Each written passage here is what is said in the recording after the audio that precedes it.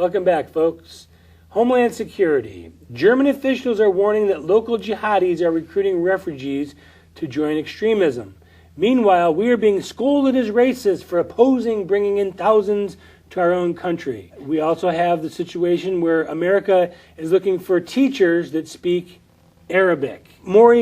Abraham Lincoln said that if this great nation was to ever fall, it would fall from within. That we would never be attacked from without, from the outside. A house divided cannot stand. We would crumble upon ourselves. We see that every day more and more. I know we have a lot of enthusiasm, we have a lot of optimism for this country, but how many attacks, how many strikes can you take before this great nation just can't handle it anymore? I'm an optimist. I really am. I think I may not sound like an optimist most of the time because I like to cite things that are wrong with the world and wrong with this country. And you know this famous saying, death by 1,000 cuts. Yeah. In my digging into the economics of what this country is all about, we are so strong that even the kind of government we have today cannot do anything we still have the largest number of independent businesses. I can name you a lot of things that make us strong, and you can say, well, what about the what about the EPA? I mean, the EPA to me has the same power that the Gestapo had in Nazi Germany. They can make any kind of dictum. They can say stop using coal. They can say stop using oil, stop using natural gas, and they do it with the total support of the White House. Fortunately, the states are starting to get their back up.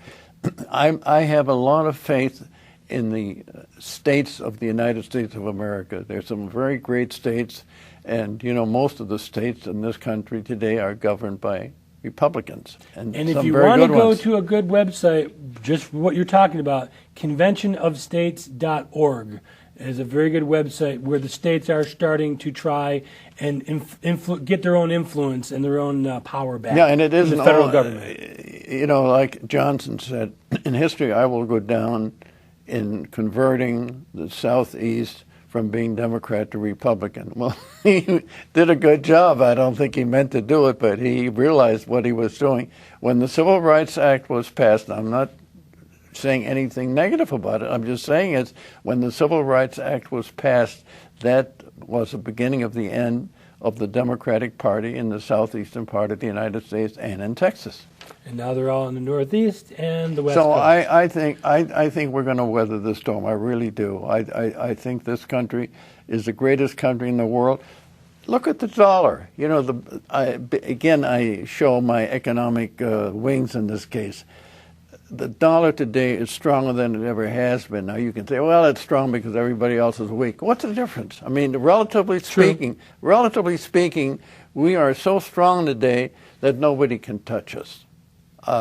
Regardless of the leadership or lack of. And also, one thing, with all the attempt to try to muzzle us, it isn't happening. There are enough people that are outspoken and have the ability to speak out.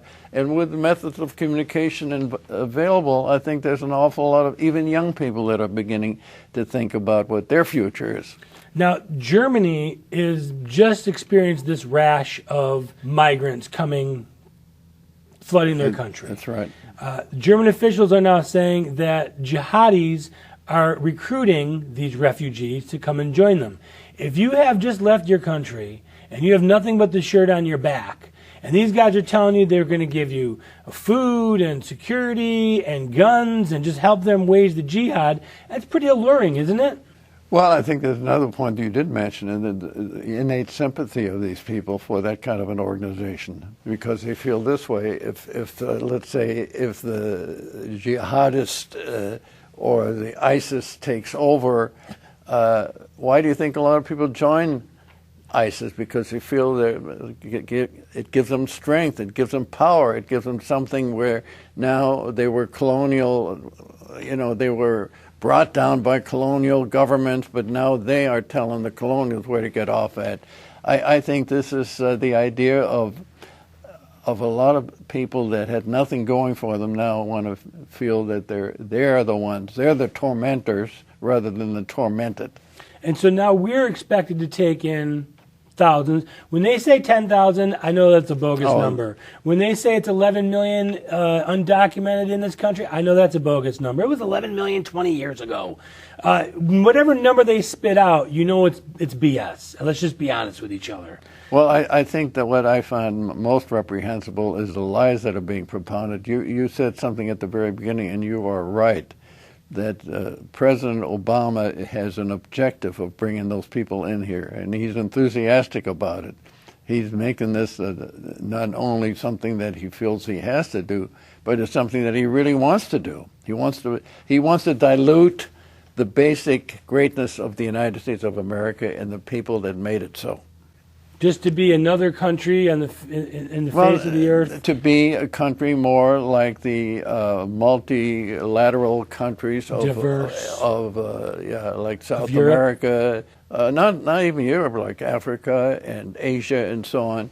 The fact that, and again, I'm not criticizing it. I see in Southeast Asia, I see a wave of progress that we haven't seen before, not only in China, but places like Vietnam, Indonesia, the Philippines, even Bangladesh is getting off their hind legs.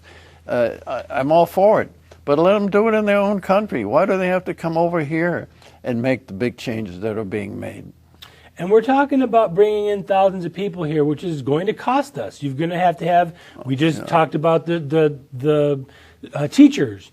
America is looking for teachers that speak Arabic. I mean, how many languages are you going to break this down to? You come here, you assimilate, you learn the language, you become an American, or you don't get let in. Well, I'm sorry. On our last show, we talked about immigration, and I used my own personal experience, and we were lucky to get out, but we got out because we had contacts. We had people that gave us affidavits. There was money to get us out. It was very difficult. And nobody made it easy for you when you got here. Did they have German translators on every street corner for you? Did they break everything down in German? Well, did they change the newspaper to German for you? Well, you know, it's interesting. Until Pearl Harbor, there was an isolationist streak in this country a mile wide. It was anti-Catholic. It was anti-Semitic.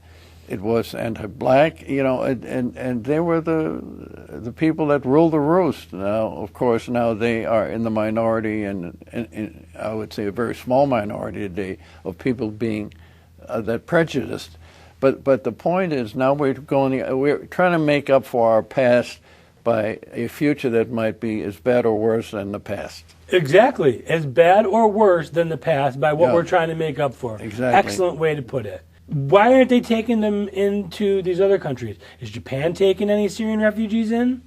Well, I think one of the worst things I find is Russia. Is China? Of course not. They're too smart. They're going to sign off on this climatology thing, and they'll put their signature on there. They're not going to move a penny.